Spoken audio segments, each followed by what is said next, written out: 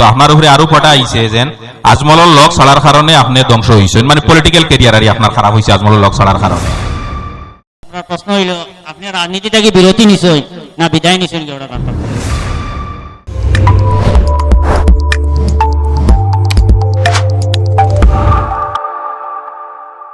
তো মৌলানা সাহেবের কাছে আর একটা আরোপ হইল গিয়া যে আপনি রাজনীতিত আওয়ার আগে নো ডাউট আপনি একজন গুণী মানে বিজ্ঞ বিশিষ্ট ব্যক্তি, আপনি রাজনীতিত আওয়ার আগে আপনার পরিচিতি যেটা আছিল এটা একটা সীমিত পরিচিতি আছিল। আপনারে হযরত মৌলানা বদরুদ্দিন আজমল সাহেবে আপনারে পলিটিক্স আনছেন, আপনারে আদরিয়া তাই আনছেন রাজনীতি তানিয়া আপনার ইন্ট্রোডিউস করছেন করিয়া আপনি তান বেনারত তাকিয়া ব্যাক টু ব্যাক দুইবার আপনি বিধায়ক নির্বাচিত হয়েছেন। কিন্তু যখনও আপনি মৌলানা বদরুদ্দিন আজমল সাহেবের লগ ছাড়ছেন এরপরের থেকে আপনি অন্য দল গিয়া আপনি ইলেকশনে পার্টিসিপেট করছেন কিন্তু আপনি জিততে পারছেন না। তো আপনার উপরে আরো পটা আইছে যে আজমলের লগ ছাড়ার কারণে আপনি ধ্বংস হয়েছেন, মানে পলিটিক্যাল ক্যারিয়ার আর আপনার খারাপ হয়েছে আজমলের লগ ছাড়ার কারণে। এই তথ্যটাও সম্পূর্ণ ভিত্তিহীন। আমি অন্য শব্দ বলবো না, আনপার্লামেন্টারিয়ান শব্দ বলবো না, ভিত্তিহীন। কারণ ব্যক্তি একজন ইউডিএফ গঠন করেননি। ইউডিএফ গঠনের জন্য সর্বাগ্রে যারা উদ্যোগ নিয়েছিলেন তিনি তৎকালীন এমারতে শরিয়ার এক সেক্রেটারি মৌলানা শফিকুর রহমান সাহেব, আমি মৌলানা বদরুদ্দিন সাহেব, এবং মূল উদ্যোগ আমাদের কেন্দ্রবিন্দু ছিলেন হাফিজ রশিদ চৌধুরী। হাফিজ রশিদ চৌধুরীর আহ্বানে, অন্য কারো আহ্বানে নয়, হাফিজ রশিদ আহমদ চৌধুরীর আহ্বানে তার বাড়িতে প্রথম একটি বৈঠক নদওয়া জমিয়ত আহলে সুন্নত ইত্যাদি কয়েকটি সংগঠনের হয়েছিল এবং সেখানে আমি এবং মৌলানা শফিকুর রহমান সাহেব নদওয়ার পক্ষ থেকে এবং আমাদের দ্বিতীয় আমিরে শরীয়ত সাহেব কোনটা ছিলেন, কোনটা যেতে পারেননি, আমাদের গিয়েছিলেন। এবং সেইখানে আলোচনার পরিপ্রেক্ষিতে 8 জনের যে কনভেনার কমিটি গঠন করা হয়েছিল সেখানে মৌলানা বদরুদ্দিন সাহেব একজন ছিলেন এবং আমি শফিকুর রহমান সাহেব, মৌলানা আব্দুল কাদির সাহেব, এই ধরনের 8 জন ছিলাম। এই 8 জনের পরে তার থেকে 4 জন দিয়ে একটি কমিটি গঠন করা হয়েছিল। সেই 4 জনের কমিটিতে বদরুদ্দিন সাহেব ছিলেন, আতাউর রহমান ছিলেন, আরো 2 জন ছিলেন। এবং সেখানে সবাই যে সমস্ত প্রস্তাব গ্রহণ করার প্রয়োজন আমি বাড়ি থেকে প্রস্তাবগুলো নোট করে নিয়ে যেতাম। মৌলানা বদরুদ্দিন সাহেব খুশি হয়ে বলতেন আমাদের হুজুর আতাউর রহমান হুজুর কি প্রস্তাব নেওয়া হবে বাড়ি থেকে চিন্তা করে নোট করে নিয়ে আসেন এবং এখানে আলোচনা এগুলি গৃহীত হয়। সুতরাং ইউডিএফ গঠনে আমাদের এবং এর চেয়ে বেশি ব্যক্তিত্ব হযরত মাওলানা তৈয়বুর রহমান সাহেব রহমতুল্লাহ আলাইহির ছিল, তিনি অ্যাডভাইসার ছিলেন। কিন্তু যেদিন প্রথম নমিনেশনের ব্যাপারে আমি কাউকে ব্যক্তিগত আক্রমণ করব না, প্রথম নমিনেশনের যে মিটিং চলে আমিও ছিলাম, শফিকুর রহমান সাহেবও ছিলেন, হুজুরও ছিলেন। হুজুরের উপস্থিতিতে যখন কোন ব্যক্তি একটি প্রস্তাব দিলেন যে অমুকের সঙ্গে আলাপ করুন, কত লক্ষ টাকা দিতে, তখন হয়তো রাজনীতির এত দাম দর জানেন না, বলেছিলেন 8 লক্ষ টাকা দেবেনি, অমুক সমষ্টির নমিনেশন দিয়ে দেব, আমাকে বলেছিলেন। আমি বললাম এ আলাপটা আমি পারবো না। আমার হুজুর অত্যন্ত ক্ষুব্ধ হয়ে মাওলানা তৈয়বুর রহমান সাহেব রহমতুল্লাহ আলাইহি ক্ষুব্ধ হয়ে বলেছিলেন যে করাপশন, যে দুর্নীতি বন্ধ করার জন্য এই দলটা গঠন করতে আমরা উদ্যোগী হলাম, সেই দলের কর্ণধার থেকে যদি এ ধরনের দুর্নীতির প্রস্তাব আসে আমি এর সঙ্গে নাই। তারপরে না ওটা ঠাট্টা করে যে আপনাকে একটু ঠাট্টা করেছি বলে উড়িয়ে দিয়েছিলেন। তারপরে হুজুর বললেন পরে আমাকে এবং শফিকুর রহমান সাহেবকে আমি ওদের মিটিংয়ে আর যাব না। হুজুরকে কয়েকটি মিটিংয়ে শুধরানোর জন্য নিয়ে আসা হয়েছিল। পরে কেন আল্লামা তৈয়বুর রহমান বড়ভূইয়া রহমতুল্লাহ আলাইহি সবাই তার স্বচ্ছতা, সততা, নীতি সম্বন্ধে অবগত। একবার কেউ প্রশ্ন করুন কেন তিনি উপদেষ্টা পদ থেকে রিজাইন দিয়েছিলেন, কেন তিনি উপদেষ্টার পদ ছেড়ে দিয়েছিলেন? তিনি তো কোন দুর্নীতির সঙ্গে আপোষ করতে রাজি হননি। অতএব আমি আমার প্রতি যে আরোপ এসেছে সেটা বলবো, আমি কারো সঙ্গে নিয়ে যাইনি, আমি যদি যাই আমার উস্তাদ মাওলানা তৈবুর রহমান সাহেবের এবং তারই সুনামকে নিয়ে ইউডিএফ এতটুকু এগিয়েছিলাম, 13টি সংগঠন যুক্ত হয়েছিল। আপনারা সবাই এখানে আমার চেয়ে বেশি বিজ্ঞ বিবেকবান। 13টি সংগঠনের মধ্যে একজনে কি দোয়া তুলসী পাতা, আর 12টি সংগঠন কি সব ভেজাল?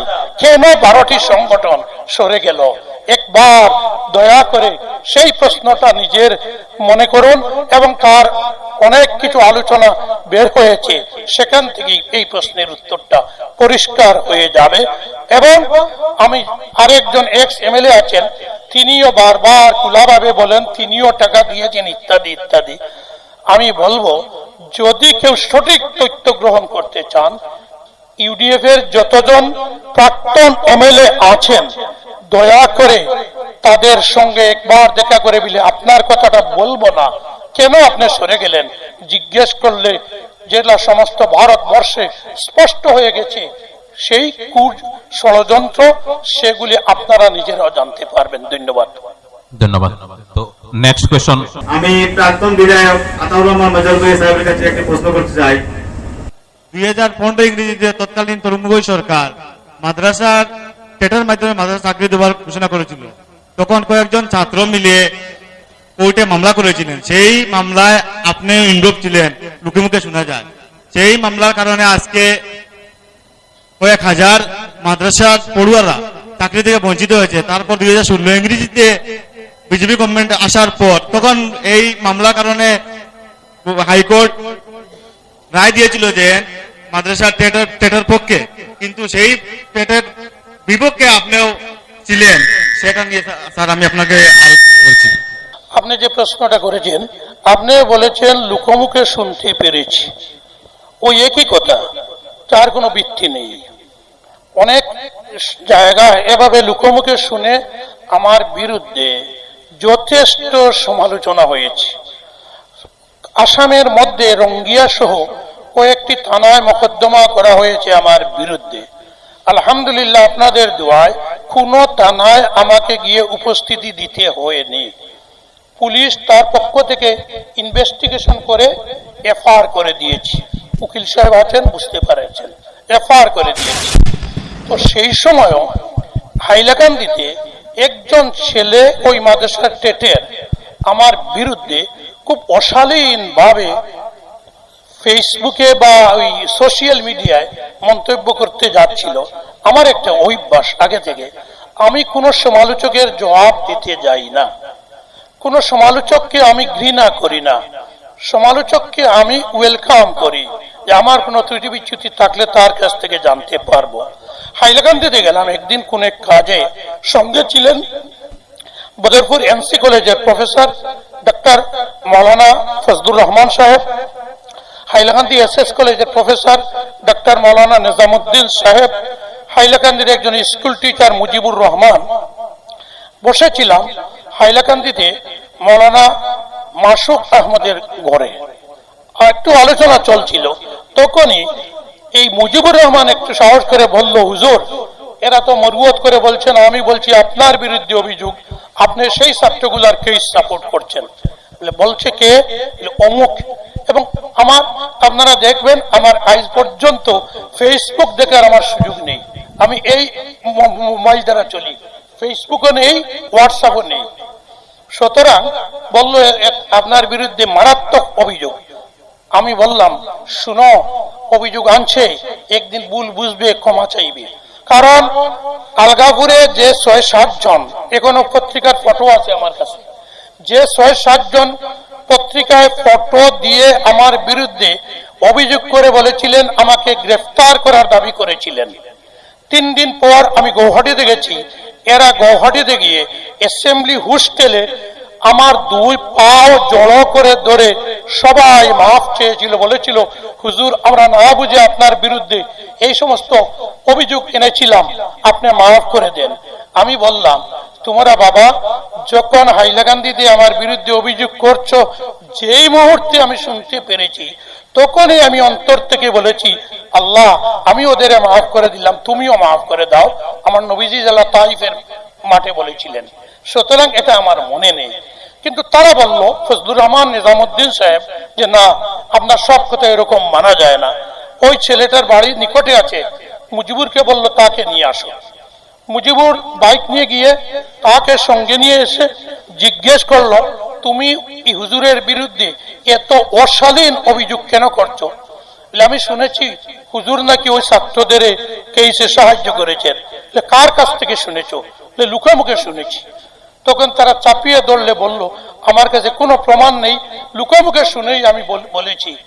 তখন তারা তাকে বলল, কেন কি করা? তখন আমি বললাম, কিছু করার নেই, ছেলেটাকে যেতে দাও। তখন সে ক্ষমা চেয়ে চলে গিয়েছিল। এই ধরনের লুকামুখে শুনে মানুষের বিরুদ্ধে অপপ্রচারে আমি বিশ্বাসী নই, এবং এটা দ্বারা মানুষের ক্ষতি করা যায় না। আল্লাহ আরো বেশি উন্নতি দান করেন। ধন্যবাদ। আপনার প্রশ্ন হইল, আপনি রাজনীতিটা কি বিরতি নিছেন না বিদায় নিছেন কি ওটা জানতাম স্যার। আমি রাজনীতি থেকে যতদিন, রাজনীতিক যে জিনিসটা যারা বুঝেন, রাজনীতি মূল্যবোধের রাজনীতি, নীতির রাজনীতি, মৃত্যুর আগ পর্যন্ত আমি জড়িত থাকবো। যেটা আমার দ্বিতীয় আমিরে শরীয়ত হযরতুল উস্তাদ আল্লামা তৈয়বুর রহমান বড়ভূইয়া রহমাতুল্লাহ আলাইহি নীতি এবং মূল্যবোধের রাজনীতি পরামর্শ দিয়েছিলেন। সেই রাজনীতিতে মৃত্যুর আগ দিন পর্যন্ত থাকবো, যেটা নবীর সুন্নত। রাজনীতি ছাড়া আমরা থাকতে পারি না। কিন্তু পদবীর রাজনীতি, অন্যের বিরুদ্ধে কুৎসার রাজনীতি নামে যেটা, সেটা থেকে শত যোজন দূরে থাকবো। এখনো রাজনীতিতে কোনো এক দলে আছি, দলের প্রদেশ কমিটিতে আছি, ব্যক্তিগত সামাজিক বেশি ব্যস্ততার কারণে সময় তত বেশি দিতে পারি না। আছি, থাকবো, নীতি এবং মূল্যবোধের রাজনীতির চেষ্টা করিয়ে যাব, এবং সেরূপ মন্তব্য কোনোদিন করব না যে আগে ভাবছিলাম ব্যবসা বাণিজ্যে খুব বেশি ফায়দা, মুনাফা, আর ব্যবসা ছাড়লে খুব ক্ষতি হবে। রাজনীতি শুরু করে দেখলাম সব জায়গা থেকে এখানেই মুনাফা বেশি। এ ধরনের মুনাফার রাজনীতি থেকে শত যোজন দূরে থাকবো। আপনার কাছে আমার অভিযোগ হইল, আপনি যখন নির্বাচন হওয়ার পরে আপনি জনগণের ভোটে নির্বাচিত হইল, জনগণের ভোটে নির্বাচিত হওয়ার পরে আপনি খাটিগোড়া সমষ্টির নির্বাচনের বৈতরণী পার হওয়ার পরে আপনি মাত্র 2-3 জন খুব খাসর মানুষ এরার লইয়া চলেন, বাদে আর আপনি কোনো জনগণের পাত্তা দেন না। এটা কতটুকু সত্য? এরার ছাড়া আপনি কোনো লইয়া চলেন না, জনগণকে পাত্তা দেন? এটা সম্পূর্ণভাবে ওই ভুল তথ্যের উপরে। আমার সময় কাটিগড়া এবং খালাইন দুইটি ব্লকে আমি জেনারেল মিটিং করে অ্যাডভাইসারি কমিটি গঠন করে দিয়েছিলাম যে এমএলএ ফান্ড, এমএলএর কাজ কিভাবে চলবে, উন্নয়নমূলক কাজ কিভাবে চলবে। আপনারা 2 ব্লকের অ্যাডভাইসারি বোর্ড আমাকে যে পরামর্শ দিবেন আনএমাসলি অথবা ভোটাধিক্যের ভিত্তিতে, সেই মতে আমি কাজ করব। সেই মতে কাজ করেছি বলে আলহামদুলিল্লাহ এত কাজ করতে পেরেছি। এবং একেবারে পাহাড়ের ভিতরে খাসিয়াদের সঙ্গে আমি নরপতি, সুবোধনগর ইত্যাদি এলাকায় গিয়ে, যেখানে মুসলমান কেউ নেই, তাদের সঙ্গেও কাজ করতে পেরেছি। কিন্তু একটি কথা অবশ্যই স্বীকার করতে হবে, 1 cannot satisfy thousands। যতই ভালো কাজ করুন, সবাইকে কেউ সন্তুষ্ট করতে পারবে না। যার জন্য হযরত উমর ফারুক রাদিয়াল্লাহু তাআলা আনহু এত ন্যায়পরায়ণ খলিফা হওয়া সত্ত্বেও একজনকে সন্তুষ্ট করতে পারেননি, যার জন্য নামাজের অবস্থায়ও সে তার উপর আক্রমণ করেছিল, তাকে অস্ত্র দিয়ে আক্রমণ করেছিল। আজকালকে কলম দিয়ে, মিথ্যা অভিযোগ দিয়ে আক্রমণ করা চলবে, এগুলা থেকে আমরা শিক্ষা নেওয়ার চেষ্টা করি। একটা প্রশ্ন, বরাকবলী তথা আসামের সার্বিক গুণের অধিকারী বিদগ্ধ পণ্ডিত, এটা অনস্বীকার স্বীকার করতেই হবে। আমরা জনসাধারণের কাছে, জনমনে এই প্রশ্ন সব সময় বিরাজমান। যখন ভোট আয়, নির্বাচন আয়, তখন আমাদের প্রার্থী যারা, তারা সবাই কয় আমাদের ভোট দেন আর জনগণের সেবার সুযোগ দেন। যখন ভোট বৈতরণী পার হয়, তারপরে সবাই যে জনগণের সেবার সুযোগ, এই কথাটি ভুলে গিয়ে মানুষের মনে সেটা জাগে যে নিজের সেবের সুযোগ হয়ে যায়। এই যে একটা থিওরি, এই যে একটা প্রশ্ন, আগে জনগণের সেবার সুযোগ দেন, এরপরে যখন তিনি প্রতিনিধি হয়ে গেলেন তখন সেবের সুযোগ হয়ে গেল। আর এই কথাটা আমাদের জনগণের মনে বিরাজমান। এই ব্যাপারে আপনার অভিমত আমি আশা ব্যক্ত করতে জানি।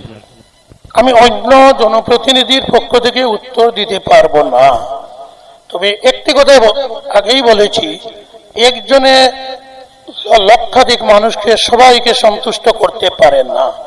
আমার ব্যক্তিগত ব্যাপারে বলতে পারি, আমি মানুষের যখনই যে কোনো ক্রাইসিস সামাজিক ব্যাপার এসেছে, দিন হোক রাত হোক, সবাই আমাকে পেয়েছেন, সবাইকে নিয়ে কাজ করতে পেরেছি। এবং আমি আমার কাটিগড়া সমষ্টিতে হিন্দু মুসলমান সবাইকে নিয়ে চলার এবং রাজনীতির ক্ষেত্রে কারো বিরুদ্ধাচরণ কুৎসারটনা না করে সবাইকে সঙ্গে নিয়ে চলার, কাটিগড়াকে মহকুমায় উন্নীত করার যে আন্দোলন আমি প্রতিটি রাজনৈতিক দলকে সঙ্গে নিয়ে করে সফল হয়েছিলাম, সেটা আমি জনগণের কাছ থেকে দূরে মোটেই যাইনি, কাছে ছিলাম, তাই বলে যথেষ্ট কাজ করতে পেরেছি। অবশ্য এটা সত্য, বারবার বলবো, একজনের সকলের অভাব অভিযোগ দূর করতে পারে না। এবং এমএলএদের কাছে আজকাল মানুষ তার ছেলে মেয়ের বিয়া লাগলেও আসে, বিয়ার জন্য টাকা দিন, আকিকার জন্য টাকা দিন, ওকে হসপিটালে নিব টাকা দিন, মানে টাকা আর টাকার ডিমান্ড, কোটি কোটি টাকার ডিমান্ড, সেটা ফুলফিল করা কতজনের পক্ষে সম্ভব সেটা বলতে পারবো না। এখন আমি আবারও এই আজকের আমরা প্রোগ্রামের যিনি স্পন্সরশিপ দিছেন doctor APJ Abdul Kalam global HS স্কুলের কর্ণধার মিস্টার শামসুল ভাই এন্ড টিমরে আবারও ধন্যবাদ জানাই আর অত সুন্দরভাবে একটা হসপিটালি প্রোভাইড করার লগে। তো সবাই একটা জোরদার হাততালি দিয়ে আজকে আমরা স্পন্সর ডে একটা উৎসাহিত করেন। আমি অপ্রাসঙ্গিক হবে না, এপিজে আব্দুল কালাম স্কুলের অফিসে বসে একটা জিনিস শুনে আমি মনের মতো জিনিসটা পেয়েছি, অত্যন্ত আনন্দিত, অত্যন্ত খুশি।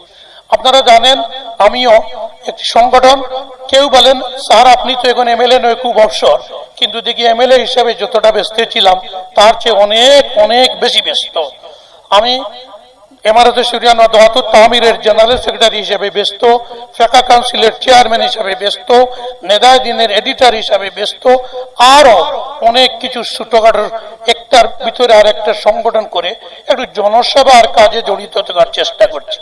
এখানে বসে জানতে পারলাম যে বরাকণ্ঠ পরিবার অত্যন্ত নীরবে জনসেবার যে কাজ করে যাচ্ছেন, গরিব মেধাবী ছাত্রদের পড়ার জন্য সাহায্য করছেন, গরিব অসহায় মানুষদের গৃহ নির্মাণ করে দিচ্ছেন, ফ্লাডের সময় গরিব অসহায় মানুষদের খাবার জোগাড় করেছেন, ইত্যাদি ইত্যাদি। আমি এর জন্য বরাকণ্ঠ পরিবারকে এবং এই বৃহৎ এলাকাবাসীকে এবং বরাকণ্ঠ পরিবারের টেলিফোনে যারা ভারতের বিভিন্ন এলাকা থেকে এই এলাকার ব্যবসায়ীরা তাদের টাকা পাঠিয়ে সাহায্য করেন, সবাইকে আমার অন্তরের অন্তঃস্থল থেকে অভিনন্দন, মোবারকবাদ জানিয়ে এবং তাদের প্রতি দোয়া জানিয়ে আল্লাহ যেন তাদের সম্পদের মাঝে বরকত দেন, ইহকাল পরকালের শান্তি নসিব করেন, এই কামনা করে সময়টা আপনাদের নিলাম। ধন্যবাদ। এখন আমি রিকোয়েস্ট করবো আমরা আজকের প্রোগ্রামের সম্মানিত জাজ অ্যাডভোকেট আতিকুল বাড়ি চৌধুরী সাহেব, president district bar association Karimganj, রায়টা শুনানির লগে। Sir please. আজকের এই জনতার আদালতের রায় শোনানোর প্রাক্কালেই আমি দু একটি কথা বলবো। আজকে এই বরাকণ্ঠ পরিবার, আমি সবাইকে চিনি কিন্তু সারা নাম বলতে পারবো না, হ্যাঁ, জাকারিয়া ভাই বা ফরুল এনাম ভাই সহ সবাইকে আমি আন্তরিক ধন্যবাদ জ্ঞাপন করি, কারণ এই ধরনের আয়োজনের একান্ত প্রয়োজন আছে। আজকে পলিটিক্যাল নেতৃত্ব হোক, প্রতিনিধি হোক, এদেরকে বিশেষ করে এ ধরনের সভা ডেকে জনতার কাঠগড়ায় উপস্থিত করা প্রয়োজন। উনি বিগত দিনে কি করেছেন, আগামী দিনে কি করবেন, এই জিনিসগুলা অন্তত পক্ষে জনসমক্ষে আসলে এবং জনগণ যদি সরাসরি ওনার মুখ থেকে যে বিষয়গুলা জানতে পারবেন, ওদের যে এনকোয়ারি বা প্রশ্নবান যেগুলা এদের থেকে জানতে পারবেন, তখন এই জনতা নিজে নিজেই বিচার করতে পারবেন এবং তার প্রতিফলনটা এই ঘরের বাইরে গিয়ে পড়বে, তাই একান্ত প্রয়োজন। এবং এই বরাবকণ্ঠ পরিবার আমি মনে করি শুধু যে জনতার আদালত নয়, বিভিন্ন ফিল্ডে বিভিন্ন ক্ষেত্রে সামাজিক সেবা, গরিব মানুষের সেবা, দুস্থ পড়ুয়া যারা আছে এদের জন্য সেবা আগ বাড়িয়ে আসছেন। এবং আমি মনে করি ভবিষ্যতে আস্থা বরাক ভ্যালি তথা আসামের মধ্যে একটা বরিষ্ঠ সংগঠন হয়ে দাঁড়াবে সমাজ সেবার ক্ষেত্রে, অন্যান্য উইংস থাকবে লোকে। যাই হোক, আমি আবারও ওনাদেরকে ধন্যবাদ জানাচ্ছি। আজকের এই জনতার আদালতে আমাকে বিচারক হিসাবে নিযুক্তি করা হয়েছে এবং জনতার আদালত যেটা ঠিক আছে, বিচারে একটা রায় বলবো আমি, কিন্তু এটা মূল মালিক হলেন জনতা, ওনারাই রায় দিবেন, ওনারা বুঝছেন। যাই হোক, আজকে যে প্রশ্ন এসেছিল রাজ্যসভার ভোটে বিরাট অঙ্ক নিয়ে ইনি ইয়ে করেছেন, ওই ভোট দিয়েছেন বা বিরত থেকেছেন, সেটার ব্যাপারে প্রাঞ্জল ভাষায় উনি আপনাদেরকে বলে দিয়েছেন যে এটা একমাত্র কোনো ক্ষেত্রেই প্রমাণিত হয়নি। আইনের ভাষায় যেটা কয় হিয়ারসে এভিডেন্স, হিয়ারসে, ওখান থেকে শুনলাম আরো 100 খানো গেল, 200 খানো গেল, 300 খানো গেল। হ্যাঁ, এই ধরনের ভিত্তিহীন প্রথম। দ্বিতীয়ত, গেটওয়ে অফ বরাক ভ্যালি যেটা বলেছিলেন যে সেখান থেকে তিনি আন্দোলনের নামে আন্দোলনকে বানচাল করে 5 লক্ষ টাকা নিয়েছেন গৌতম রায়ের সঙ্গে যোগাযোগী করে, এই জিনিসগুলোও তিনি বলেছেন কোন এভিডেন্সহীন, ভিত্তিহীন প্রমাণিত হয়েছে। আরেকটা অভিযোগ ছিল যে উনি পলিটিক্সে আসার আগে আজমল সাহেবের হাত ধরে গুণী জ্ঞানী নামী এবং রাজনীতিতে উত্থান হয়েছিল, কিন্তু পরবর্তীতে উনি বিট্রে করেছেন। উনিও বলেছেন তার প্রেক্ষাপট কি হয়েছে, কে বিট্রে করেছে, কিভাবে কাকে করা হয়েছে, নিশ্চয়ই আপনারা বুঝতে পেরেছেন। পরবর্তী যেটা বলা হয়েছিল মাদ্রাসা টেস্ট শিক্ষকদের কে বঞ্চিত করতে উনারও একটা ভূমিকা ছিল, সে বিষয়েও উনি বলেছেন আপনাদেরকে বিস্তারিতভাবে। তারপর একটা প্রশ্ন এসেছিল রাজনীতি হোক থেকে উনি বিদায় নিয়েছেন না বিরত নিয়েছেন। উনি বলেছিলেন যে রাজনীতি উনি করবেন, মূল্যবোধের রাজনীতি করবেন, সেটা অত্যন্ত অ্যাপ্রিসিয়েটেবল।